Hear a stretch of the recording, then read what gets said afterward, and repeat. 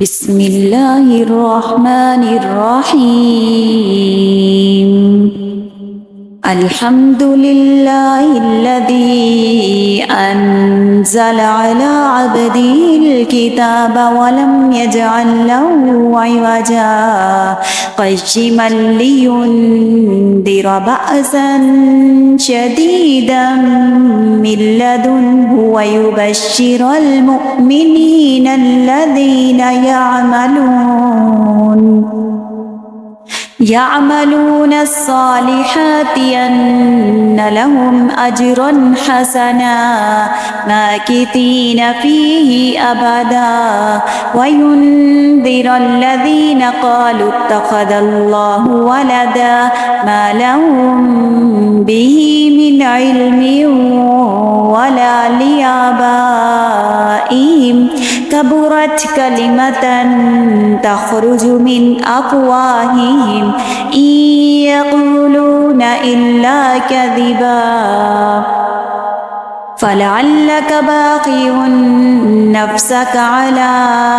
آثارهم إن لم يؤمنوا بهذا الحديث أسفا إنا جعلنا ما على الأرض زينة لها لنبلوهم أيهم أحسن عملا وإنا لجاعلون ما عليها صعيدا جرزا أم حسبت أن أصحاب الكهف والرقيم كانوا من آياتنا عجبا إذ أوى الفتية إلى الكهف فقالوا ربنا آتنا من لدنك رحمة وهيئ لنا من أمرنا رشدا فضربنا على آذانهم في الكهف سنين عددا ثم بعثناهم لنعلم أي الحزبين أحصى لما لبثوا أمدا نحن نقص عليك نبأهم بالحق إنهم فتية آمنوا بربهم وزدناهم هدى وربطنا على قلوبهم إذ قاموا فقالوا ربنا رب السماوات والأرض لن ندعو من دونه إلها لقد قلنا إذا شططا هؤلاء قومنا اتخذوا من دونه آلهة لولا يأتون عليهم بسلطان بين فمن أظلم ممن افترى على الله كذبا وإذ اعتزلتموهم وما يعبدون إلا الله فأووا إلى الكهف ينشر لكم ربكم من رحمته ويهيئ لكم من أمركم مرفقا وترى الشمس إذا طلعت تزاور عن كهفهم ذات اليمين وإذا غربت تقرضهم ذات الشمال وهم في فجوة من ذلك من آيات الله من يهد الله فهو المهتد ومن يضلل فلن تجد له وليا مرشدا وتحسبهم أيقاظا وهم رقود ونقلبهم ذات اليمين وذات الشمال وكلبهم باسط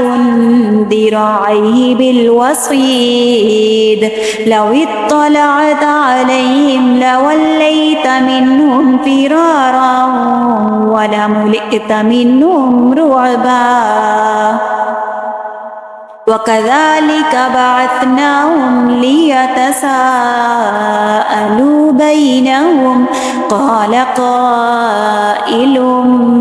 منهم كم لبثتم قالوا لبثنا يوما أو بعض يوم قالوا ربكم أعلم بما لبثتم فابعثوا أحدكم بورقكم هذه إلى المدينة فلينظر أيها أزكى طعاما فليأتكم برزق منه وليتلطف ولا يشعرن بكم أحدا إنهم إن يظهروا عليكم يرجموكم أو يعيدوكم في ملتهم ولن تفلحوا إذا أبدا وكذلك أعثرنا عليهم ليعلموا أن وعد الله حق وأن الساعة لا ريب فيها إذ يتنازعون بينهم أمرهم فقالوا ابنوا عليهم بنيانا ربهم أعلم بهم قال الذين غلبوا على أمرهم لنتخذن عليهم مسجدا سيقولون ثلاثة رابعهم كلبهم ويقولون خمسة سادسهم كلبهم رجما بالغيب ويقولون سبعة وثامنهم كلبهم قل ربي أعلم بعدتهم ما يعلمهم إلا قليل فلا تمار فيهم إلا مراء ظاهرا ولا تستفت فيهم منهم أحدا ولا تقولن لشيء إني فاعل ذلك غدا إلا أن يشاء الله واذكر ربك إذا نسيت وقل عسى أن يهديني ربي ليقرب من هذا رشدا ولبثوا في كهفهم 300 سنين وازدادوا 9 قل الله أعلم بما لبثوا له غيب السماوات والأرض أبصر به وأسمع ما لهم من دونه من ولي ولا يشرك في حكمه أحدا واتل ما أوحي إليك من كتاب ربك لا مبدل لكلماته ولن تجد من دونه ملتحدا واصبر نفسك مع الذين يدعون ربهم بالغداة والعشي يريدون وجهه ولا تعد عيناك عنهم تريد زينة الحياة الدنيا ولا تطع من أغفلنا قلبه عن ذكرنا واتبع هواه وكان أمره فرطا وقل الحق من ربكم فمن شاء فليؤمن ومن شاء فليكفر إنا أعتدنا للظالمين نارا أحاط بهم سرادقها وإن يستغيثوا يغاثوا بماء كالمهل يشفي الوجوه بئس الشراب وساءت مرتفقا إن الذين الصالحات إنا لا نضيع أجر من أحسن عملا أولئك لهم جنات عدن تجري من تحتهم الأنهار يحلون فيها من أسابر من ذهب ويلبسون ثيابا خضرا من سندس وإستبرق متكئين فيها على الأرائك نعم الثواب وحسنت مرتفقا واضرب لهم مثل الرجلين جعلنا لأحدهما جنتين من أعناب وحففناهما بنخل وجعلنا بينهما زرعا كلتا الجنتين آتت أكلها ولم تظلم منه شيئا وفجرنا خلالهما نهرا وكان له ثمر فقال لصاحبه وهو يحاوره أنا أكثر منك مالا وأعز نفرا ودخل جنته وهو ظالم لنفسه قال ما أظن أن تبيد هذه أبدا وما أظن الساعة قائمة ولئن رددت إلى ربي لأجدن خيرا منها منقلبا قال له صاحبه وهو يحاوره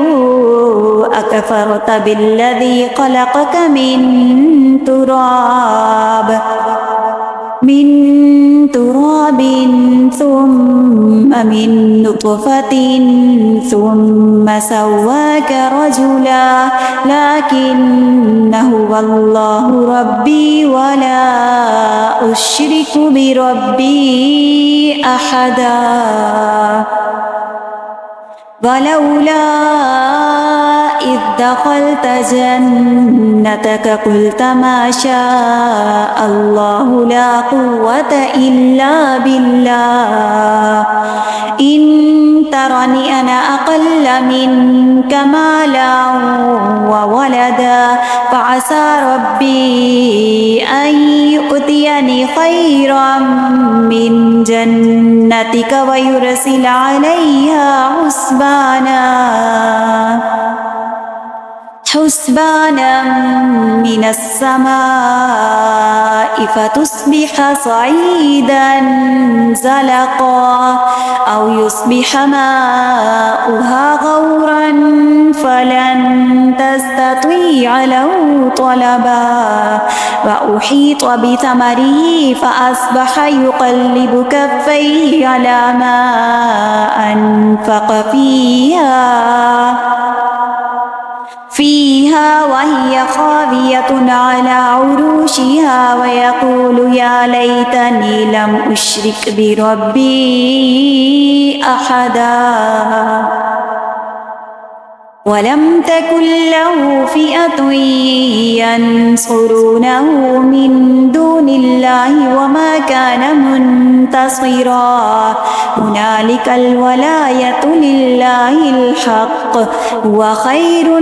ثوابا وخير عقبا واضرب لهم مثل الحياة الدنيا كماء أنزلناه من السماء فاختلط به نبات الأرض فأصبح هشيما تذروه الرياح وكان الله على كل شيء مقتدرا المال والبنون زينة الحياة الدنيا والباقيات الصالحات خير عند ربك ثوابا وخير أملا ويوم نسير الجبال وترى الأرض بارزة وحشرناهم فلم نغادر منهم أحدا وعرضوا على ربك صفا لقد جئتمونا كما خلقناكم أول مرة بل زعمتم أن لن نجعل لكم موعدا ووضع الكتاب فترى المجرمين مشفقين مما فيه ويقولون يا ويلتنا ما لهذا الكتاب لا يغادر صغيرة ولا كبيرة إلا أحصاها ووجدوا ما عملوا حاضرا ولا يظلم ربك أحدا وإذ قلنا للملائكة اسجدوا لآدم فسجدوا إلا إبليس كان من الجن ففسق عن أمر ربه أفتتخذونه وذريته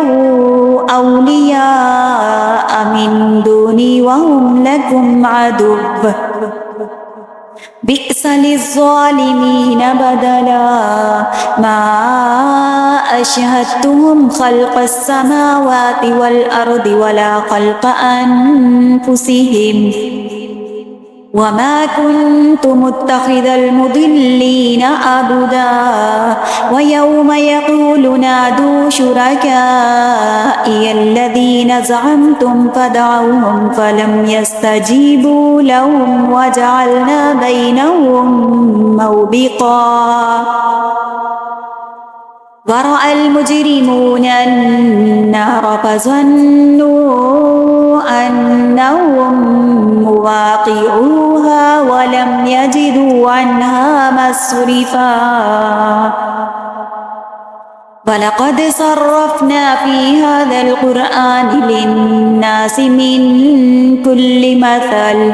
وكان الإنسان أكثر شيء جدلا وما منع الناس أن يؤمنوا إذ جاءهم الهدى ويستغفروا ربهم إلا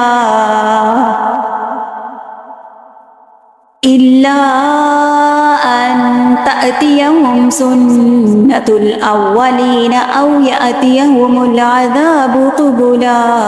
وما نرسل المرسلين إلا مبشرين ومنذرين ويجادل الذين كفروا بالباطل ليدحضوا به الحق واتخذوا آياتي وما أنذروا ومن ظلم ممن ذكر بآيات ربه فأعرض عنها ونسي ما قدمت يداه إنا جعلنا على قلوبهم أكنة أن يفقهوه وفي آذانهم وقرا وإن تدعهم إلى الهدى فلن يهتدوا إذا أبدا وربك الغفور ذو الرحمة لو يؤاخذهم بما كسبوا لعجل لهم العذاب بل لهم موعد لن يجدوا من دونه موئلا وتلك القرى أهلكناهم لما ظلموا وجعلنا لمهلكهم موعدا وإذ قال موسى لفتاه لا أبرح حتى أبلغ مجمع البحرين أو أمضي حقبا فلما بلغا مجمع بينهما نسيا حوتهما فاتخذ سبيله في البحر سربا فلما جاوزا قال لفتاه آتنا غداءنا لقد لقينا من سفرنا هذا نصبا قال أرأيت إذ أوينا إلى الصخرة فإني نسيت الحوت وما أنسانيه إلا الشيطان أن أذكره واتخذ سبيله في البحر عجبا قال ذلك ما كنا نبغي فارتدا على آثارهما قصصا فوجدا عبدا من عبادنا آتيناه رحمة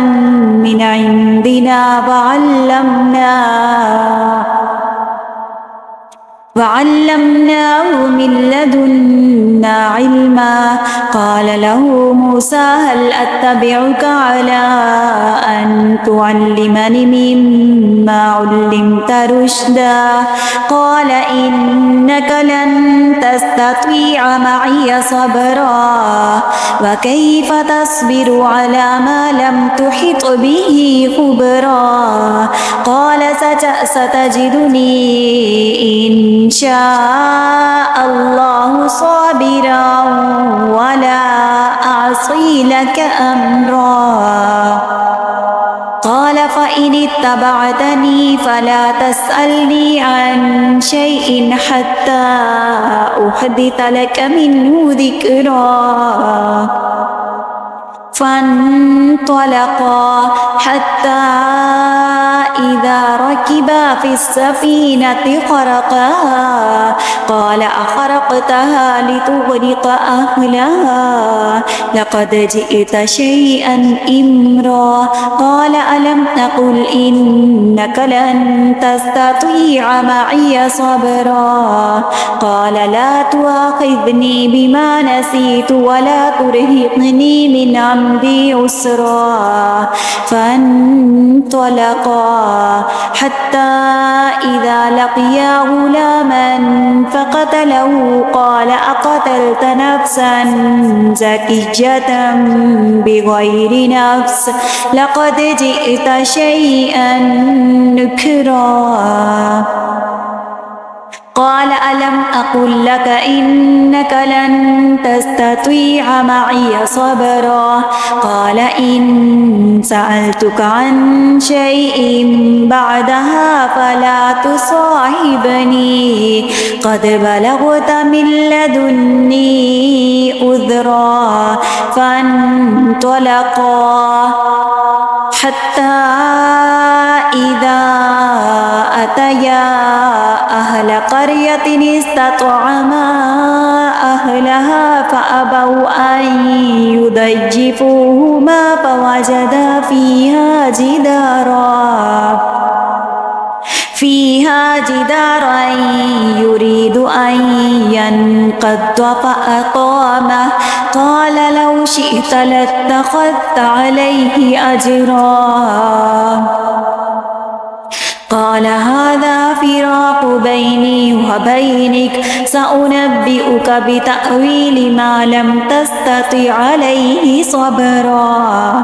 أما السفينة فكانت لمساكين يعملون في البحر فأردت أن أعيبها وكان وراءهم ملك يأخذ كل سفينة غصبا وأما الغلام فكان أبواه مؤمنين فخشينا أن يرهقهما طغيانا وكفرا فأردنا أن أن يبدلهما ربهما خيرا منه زكاة وأقرب رحما. وأما الجدار فكان لغلامين يتيمين في المدينة وكان تحته كنز لهما وكان أبوهما صالحا فأراد ربك أن يبلغا أشدهما ويستخرجا كنزهما رحمة من ربك وما فعلته عن أمري ذلك تأويل ما لم تستطع عليه صبرا. ويسألونك عن ذي القرنين قل سأتلو عليكم منه ذكرا إنا مكنا له في الأرض وآتيناه من كل شيء سببا فأتبع سببا حتى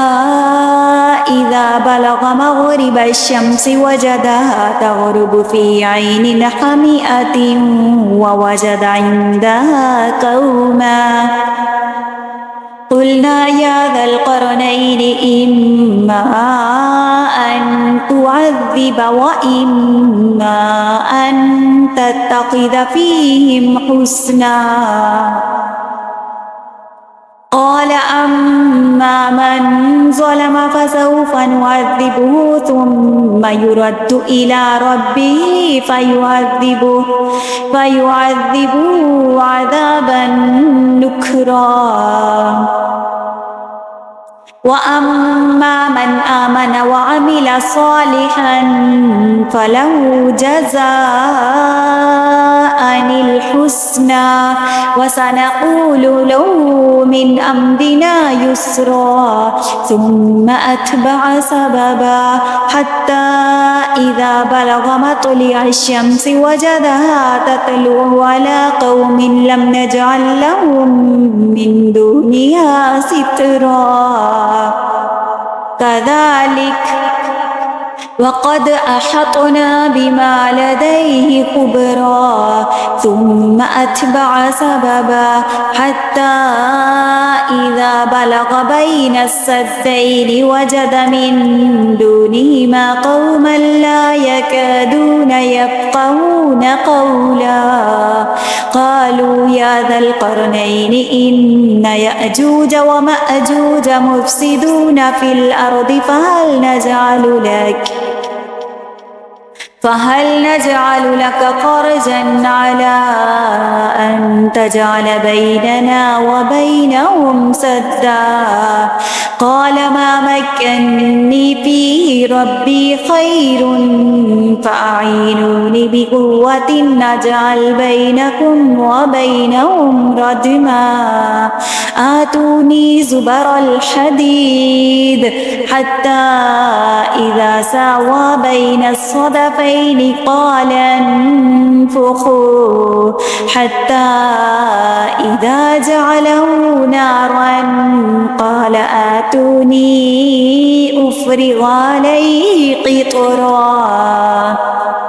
فما استطاعوا أن يظهروه وما استطاعوا له نقبا. قال هذا رحمة من ربي فإذا جاء وعد ربي جعله دكا وكان وعد ربي حقا. وتركنا بعدهم يومئذ يموج في بعد ونفخ في الصور فجمعناهم جمعا. وعرضنا جهنم يومئذ للكافرين عرضا. الذين كانت أعينهم في غطاء عن ذكري وكانوا لا يستطيعون سمعا. أفحسب الذين كفروا أن يتخذوا عبادي من دوني أولياء إنا أعتدنا جهنم للكافرين نزلا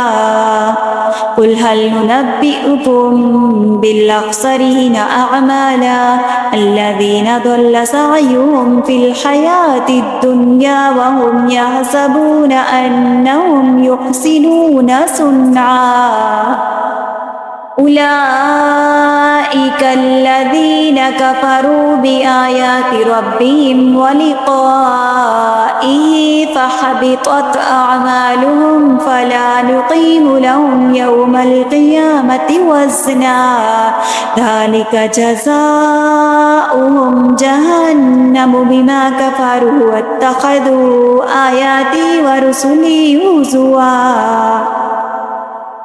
إن الذين آمنوا وعملوا الصالحات كانت لهم جنات الفردوس نزلا خالدين فيها لا يبغون عنها حبلا قل لو كان البحر مدادا لكلمات ربي لنفد البحر قبل أن تنفذ كلمات ربي ولو جئنا بمثله مددا قل إنما أنا بشر مثلكم يوحى إلي أنما إلهكم إله واحد فمن كان يرجو لقاء ربه فليعمل عملا